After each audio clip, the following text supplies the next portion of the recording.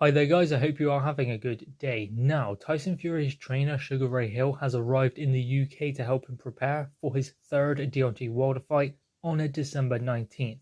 Now, obviously because of the coronavirus pandemic, he hasn't been able to travel over to Sugar Ray Hill and train. So Tyson Fury has been located in the UK, Sugar Ray Hill has been located in the US, but now Sugar Ray Hill has come over to the UK to help Tyson Fury prepare for his Trilogy fight with Wilder. Now, given the fact that we are in the beginning of September or mid-September, the fight will take place on December 19th, giving them about 4 months to prepare for this fight. So that's plenty of time. And I think it is a positive thing that Sugar Ray Hill has come over now instead of waiting until like 3 months and then coming over when training camp would begin, because Tyson Fury will start training camp very, very soon, but not just yet. So they will have chance to hit the pads, find a rhythm, and recapture what they had going into the second fight. So that is important, I believe. So it's good that Sugar Ray Hill has now come over from the US to get ready for this training camp as well,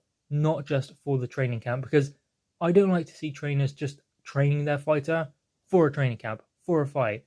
I'd rather see them working with their trainer in between fights as well. Because I remember that was a big problem between Amir Khan and Virgil Hunter. Virgil Hunter was obviously in the US, Amir Khan obviously in the UK. And after fights, Amir Khan would just go traveling and doing charitable work, which was brilliant, obviously. But ultimately, the reason why that relationship started to fall down was because Amir Khan was in the UK, Virgil Hunter was in the US. And ultimately, Amir Khan never saw him in between training camps, between fights.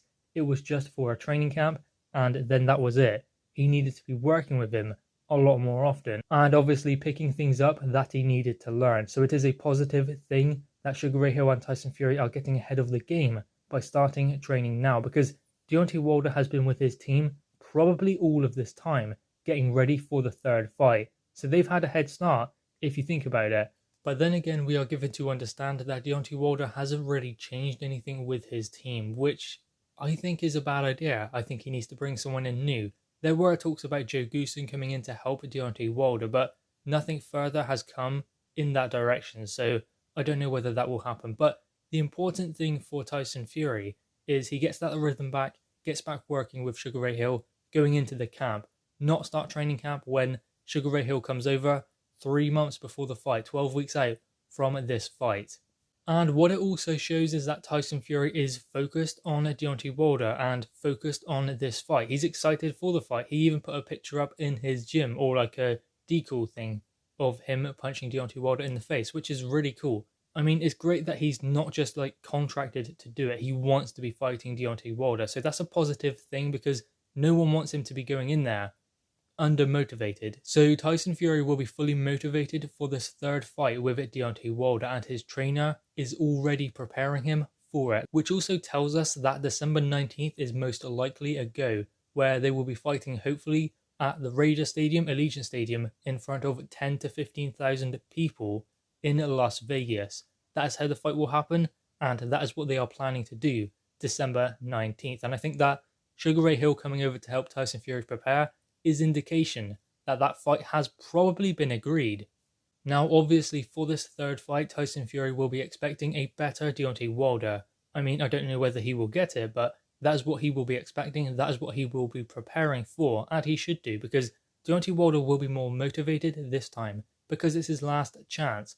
So this will be the best Wilder that Tyson Fury has faced yet, or at least that is what he needs to believe, to make sure that he's in the best shape possible and he does not take anything for granted in this fight. Because let's remember, Tyson Fury is only ever one punch from being knocked out against Deontay Wilder. Anyone is in there with Wilder because he's such a concussive and knockout puncher, but he doesn't have much else than that punch. He does know how to set it up, so fair play to him for that. He has a good jab, and what Wilder does is he steps back into the space, takes one step back, and as soon as his opponent follows him and steps forward, that is when he throws the right hand. And that is why it's so devastating, because he walks his opponent onto it. So Tyson Fury will be preparing to fight the same fight that he did last time, I believe anyway. I think he's going to stick with that in his career, especially against Deontay Wilder. So we will expect a similar Tyson Fury, not the same, because Deontay Wilder will be preparing for that Tyson Fury. I mean, he's had months now to think about that loss and think about how he can win. So this will be a motivated Deontay Wilder with a game plan to try and nullify Tyson Fury. Now, obviously, with Tyson Fury expecting to employ the same kind of game plan, which is pushing Deontay Wilder back, what can Deontay Wilder do that was different to last time to stop that from happening, to stop Tyson Fury bullying him, pushing him back? And Deontay Wilder did not have an answer in that fight, so he needs to find an answer to what Tyson Fury is doing. But the thing is, Deontay Wilder is surprisingly a small heavyweight. He doesn't weigh in all that much. In the last fight, he was heavier, but the thing is with Deontay Wilder, he's never going to be a big, heavyweight, if that makes sense. So what Deontay Wilder needs to be doing is make sure he is fighting to his strengths, not necessarily trying to be the big man in the fight. That is what he tried to do last time. He's not the biggest heavyweight, so he doesn't need to try and be the biggest heavyweight. He can be physically imposing, he can be strong by using that right hand. That is the key to everything with Deontay Wilder, because that's realistically the best and sometimes the only thing he can do in the ring.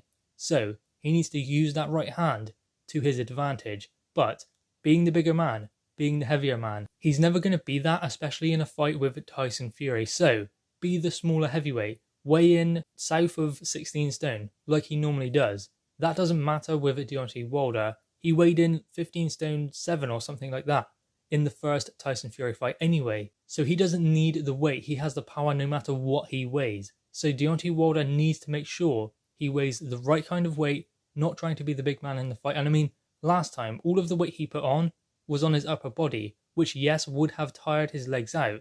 So it wasn't the costume, the outfit, the thing he wore on his head. Nothing like that. It was the fact that he put on extra weight, but not on his legs. He put the weight on his upper body, meaning it tired his legs out more going through the fight. So what Wilder needs to do in this third fight is be unpredictable, do things different to what he done last time, move in different directions, change height, vary the jab as well, and don't throw the right hand. First round, 2 round, don't throw the right hand, because that is what Tyson Fury is waiting for, that is what he is readying himself for. So he will always be ready for it, so don't throw it. Don't look for that big punch. I mean, Deontay Wilder has been guilty of being too eager to land in fights before. I mean, just look at the first Tyson Fury fight. He looks dreadful, like an amateur, swinging for the lights. So he doesn't need to be doing that. He can set that right hand up. He has proven that he has done it. So he doesn't necessarily need to go in there headhunting for Tyson Fury. But what he does need to do is jab, find his range, hit Tyson Fury hard and often. But still, I just don't see how he can beat Tyson Fury, because Tyson Fury knows Deontay Wilder. He's got his number. And it seems like Fury has seen it all in the ring, especially with Deontay Wilder now. So Wilder can do what he wants, but Tyson Fury is still going to be right there in front of him, pushing him back, being strong, being powerful, and too much for Deontay Wilder. When they get close up, Tyson Fury will lean on him, try to work on the inside. Deontay Wilder didn't want any of that. He didn't want to hold on the inside. He stood bolt upright, which obviously meant that Tyson Fury was the one leaning on Deontay Wilder. And also, Tyson Fury had his hips back, ready to work on the inside. Deontay Wilder stood bolt upright, did not want to work, wanted the ref to reset them. So all of the things that Tyson Fury was engaging in, inside fighting, fighting up close, right hands, Deontay Wilder was not answering back. And I cannot see any other outcome in the third fight aside from Deontay Wilder landing one huge punch that changes everything.